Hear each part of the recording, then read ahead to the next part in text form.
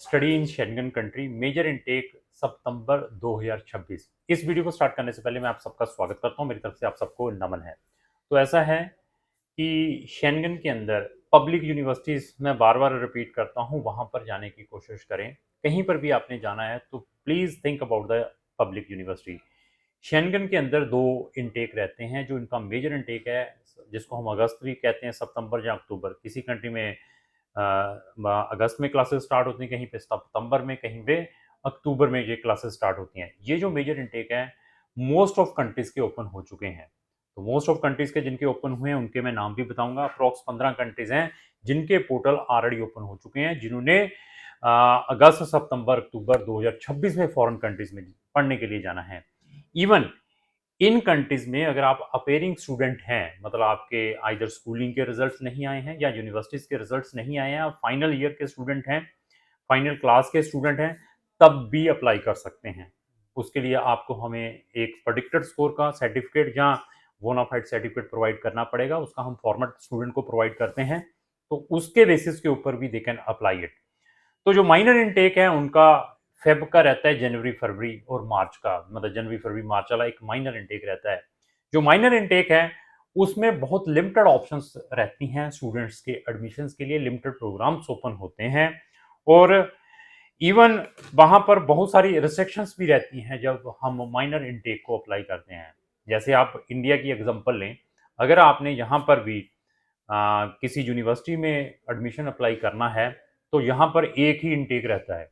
तो जिनके मार्च अप्रैल मई जून से एडमिशन स्टार्ट होते हैं, क्लासेस स्टार्ट होती हैं, तो ये फॉरेन कंट्री में पब्लिक यूनिवर्सिटीज में दो इनटेक रहते हैं। तो मेजर इनटेक है जो इनका वो ओपन हो चुका है। मैं फिर बताऊं तो मेजर इनटेक में बेनिफिट्स क्या हैं। तो आपके जो एडमिशन के चांसेस है वो मैक्सिमम रहते हैं। वीक स्टूडेंट को भी एडमिशन मिलने के चांसेस रहते हैं, बट उसके अंदर कुछ कंडीशंस हैं। जितनी अर्ली आप अप्लाई करेंगे जब पोर्टल ओपन होते हैं उतने मैक्सिमम चांसेस हैं। अभी आप क्लोजिंग पर आप कर कहें अभी 10 दिन या 15 दिन रह गए हैं पोर्टल क्लोज होने को, तो आपका केस की खिचड़ी बन जाएगी। तो क्या है कि जहां वहां की जो रिव्यूइंग एडमिशन कमेटी है, तो वो फर्स्ट कम फर्स्ट सर्विस के ऊपर भी एडमिशंस देती हैं। ऐसा सिस्टम भी है, क्योंकि यहाँ पर जो एडमिशन राउंड्स खुलते हैं, यहाँ पर फर्स्ट राउंड पहले खुलता है। फर्स्ट राउंड 1 महीने के लिए, 2 महीने के लिए खुलता है। तो फर्स्ट राउंड में बच्चे एप्लीकेशन डालते हैं, तो अगर उनके पास वैकेंसी है वो सेकंड राउंड खोलते हैं। सेकंड राउंड क्लोज होने के बाद वो थर्ड राउंड खोलते हैं। ऐसे फोर्थ राउंड तक ऐसी एप्लीकेशन चलती हैं इंटरनेशनल स्टूडेंट्स के लिए। जो बच्चे फर्स्ट राउंड में एडमिशन अप्लाई करते हैं, फर्स्ट से लेकर फोर्थ में अपनी ट्राई करते हैं, तो उनके मैक्सिमम चांसेस हो जाते हैं एडमिशन के। तो ऐसा है कि इनमें ऐसी कंट्रीज भी हैं जो फ्री में स्टडी प्रोवाइड भी करती हैं, ऐसी कंट्रीज भी हैं जिनकी फीस 2-3 लाख रुपया है, 4 लाख रुपया है, और ऐसी कंट्री भी है जिनकी फीस 8 से लेकर 12-12 लाख रुपया भी है साल की। डिपेंड है। और इन्हीं कंट्रीज में आप अपनी स्पाउस और डिपेंडेंट बच्चों के साथ भी जा सकते हैं। कुछ ऐसी कंट्रीज भी हैं। उन कंसल्टेंटों से भी बचें जो आपको फेक मोटिवेशंस देते हैं कि मैं आपके लिए ये कर दूंगा, मैं गारंटी दूंगा, मैं वारंटी दूंगा, और आपसे लाखों रुपए एडवांस में ले लेते हैं on the sake of just admission या आपकी वीजा फाइल प्रिपेयर करने के नाम पर।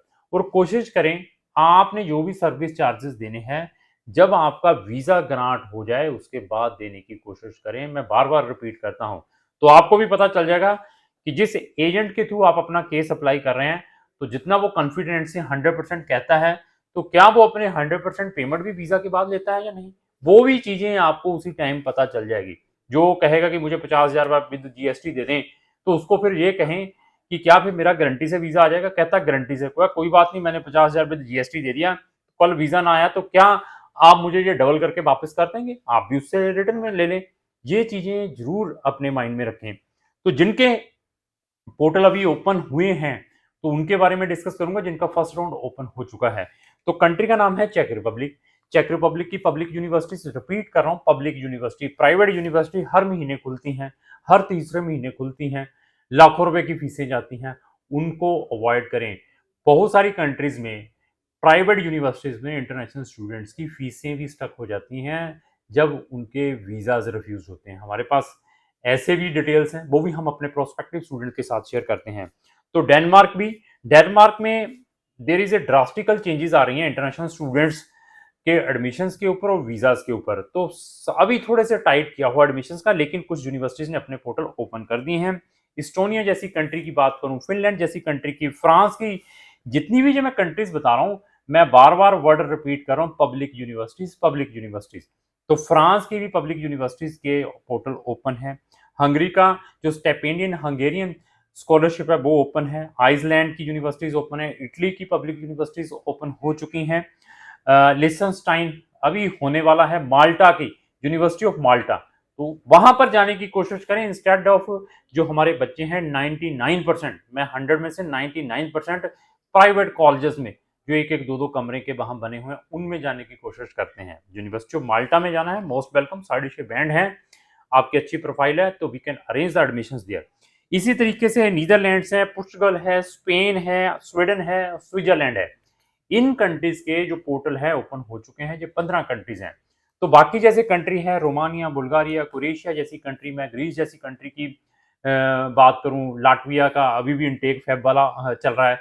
लिथुआनिया जैसी कंट्री की बात करूं तो इनके जो पोर्टल है जो अक्टूबर वाले हैं वो खुलने हैं, लेकिन फेब का इनटेक सिर्फ लाटविया का चल रहा है।